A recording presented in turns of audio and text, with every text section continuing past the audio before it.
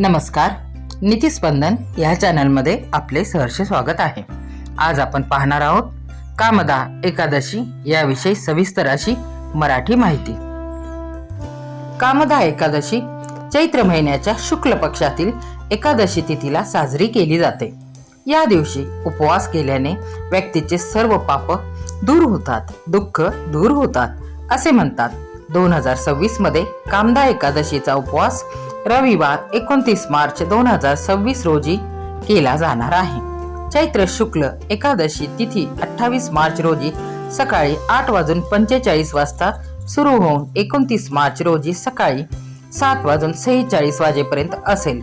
उदय तिथी अनुसार 29 मार्च रोजी उपवास आणि 30 मार्च रोजी सकाळी 6:14 पासून ते 7:09 दरम्यान पारण उपवास सोडणे हा विधी केला जाईल.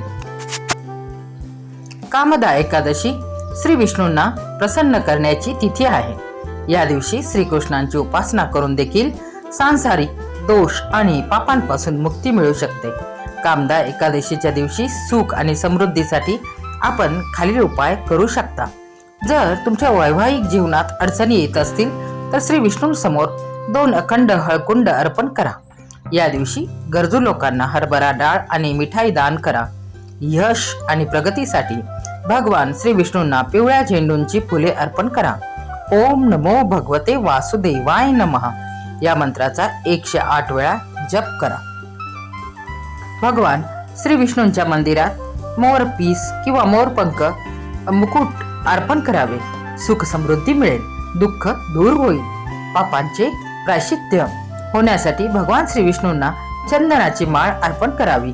क्लीम कृष्णाय क्लीम मंत्राचा 11 वेळा अथवा जास्तीत जास्त मंत्र जप करावा. अर्पण केलेली माळ आपल्या जवळ ठेवावी. पापांचे प्रायश्चित्य होईल, पाप प्रवृत्तीपासून मुक्ती मिळेल.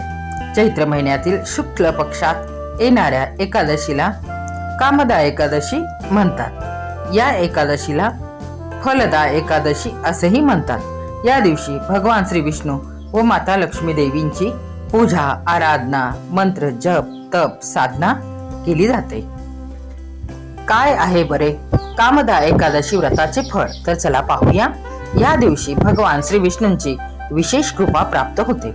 हजारो वर्षांच्या तपाबरोबरीचे फळ या दिवशी व्रत केल्याने प्राप्त होते असे हिंदू पौराणिक कथेनुसार शास्त्रात सांगितले जाते.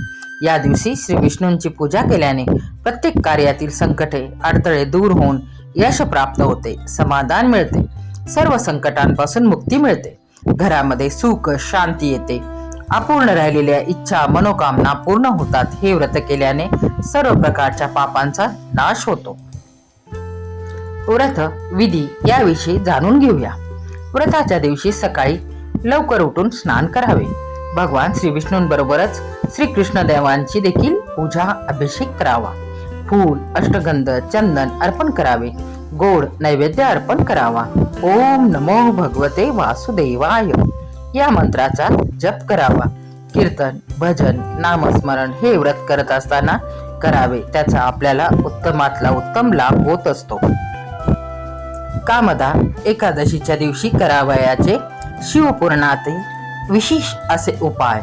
जीवनात प्रगती व्हावी यासाठी ओम नमो भगवते वासुदेवाय नमः या मंत्राचा 108 वेळा व अधिक जप करावा. तुळशीच्या 5 पानांमध्ये हळद श्री विष्णुदेवांना अर्पण करावी. यामुळे आर्थिक अडचणी दूर होतात. श्रीहरी, श्री शनिदेव आणि श्री सूर्यदेव यांच्या पूजेमध्ये तिळाचे विशेष महत्व आहे. त्यामुळे या दिवशी या काळात तिळाचे दान अवश्य करा. दुधामध्ये काळे तीळ मिसळून पिंपळाच्या झाडाला अर्पण करावे. वाईट काळ लवकर दूर होतो. पितृदेवांचा आशीर्वाद प्राप्त होतो. या दिवशी खोटं बोलू नका. आर्थिक अडचणींवर मात करण्यासाठी या दिवशी गरजवंतांना अन्नदान करावे. यामुळे पैशांशी संबंधित अडचणी लवकर दूर होतात. सतत कर्जाच्या ओझ्याने दबले जात असाल तर पिंपळ वृक्षाला 1 कलशभर पाणी अर्पण करावे. पिंपळाच्या झाडाला 11 वेळा प्रदक्षिणा घालून धागा बांधावा. व्हिडिओ शेवटपर्यंत पाहिल्याबद्दल शतशः धन्यवाद.